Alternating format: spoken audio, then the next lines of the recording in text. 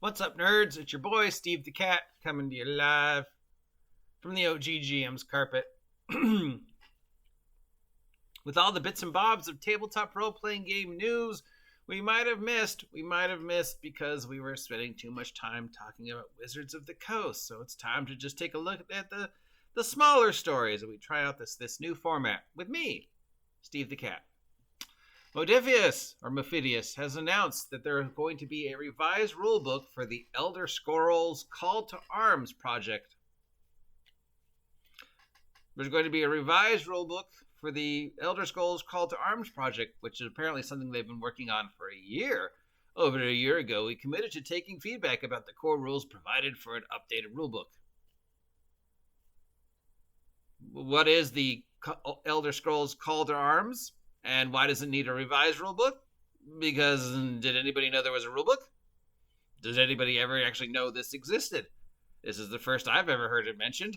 Does this mean you have the rights to the Elder Scrolls and you're going to make an Elder Scrolls role-playing game, which I think, would probably be one of, if not the game, to topple Wizards of the Coast, Dungeons & Dragons, maybe, if it ever actually happened. Or maybe it's too late. I don't know. So, what is this? Well, if we scroll down far enough, because first it says what we changed. It says, well, we made many small changes to typos and stuff like that. And talking about we fixed up the icons. Okay, what is this? Then we added some new chapters. First, we added a new introduction. And then we added a new key concepts. Okay, again, what is this? Oh, okay. It's a skirmish miniature game for Elder Scrolls that's been out for a year. That I didn't know this existed. Did you know existed? Did anybody know that there was a skirmish miniature game that was based upon Elder Scrolls that has been out for at least a year and has received so much responses that they need to make a revised rulebook for it? And then it takes them 1, 2, 3, 4, 5, 6, 7, 8, 9, 10, 11, 12, 13, 14, 15, 16, 17, 18, 19, 20, 21, 22, 23, 24, 25, 26, 27, 28, 29, 30 lines of text before they actually tell you what this is. And they even don't actually tell you what it is. The only way I'm guessing is because of the picture. And because they mention things like icons and tokens and dice pools. So that's great. Good to know that you're revising something that nobody knew existed. No, honestly, has anybody ever heard of this? Did you know that there were official Elder Scroll figures? Modiphious has also announced that they're going to be coming out with a minifig war game called Brick Wars. So it's going to be a war game based upon brick building. They can't use the word Legos because I guess they don't have the rights to Legos, but they can use brickworks and brick building and brick builder minifigs. So this is basically a skirmish war game using figures that you build together made out of bricks that may or may not be Lego or the other companies that use Lego-like. But since I guess they haven't made a deal with Lego, we can't call it Lego.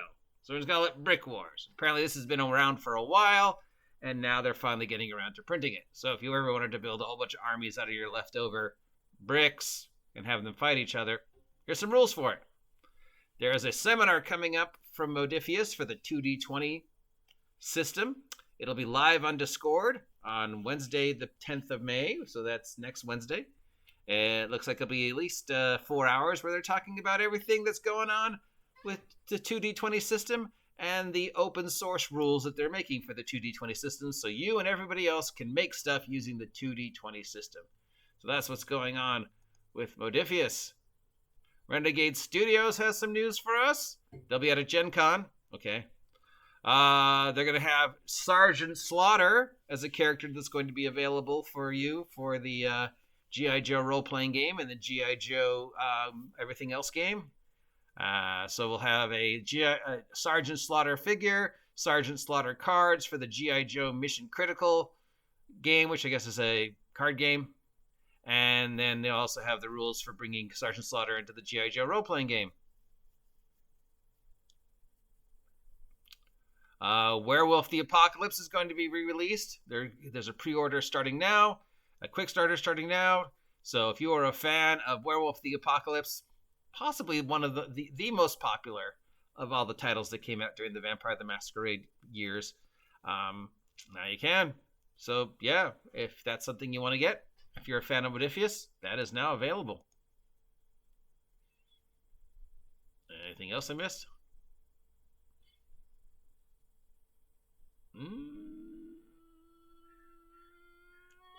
Oh, that appears to be it. So that's all the bits and bobs of tabletop role-playing game news that's going on that we might have missed. Pretty much just Modiphious, Paizo Con, and then Wizards of the Coast. And that's it for this week in gaming. Happy Friday. I hope you all have a great Cinco de Mayo, and we'll be back either later today or tomorrow with whatever else tabletop role-playing game news that we feel like talking about. If you appreciate this new format, let me know. If you haven't subscribed yet, please subscribe. Help me hit 2,000 subs by the end of 2023. And if you're feeling generous, remember this is my job. So if you feel like supporting the OGGM, you could head on over to Big Geek Emporium and buy my merch. Link down below. Till next time, I'm the OGGM. Actually, I'm the OGGM's cat. And I'll see you soon.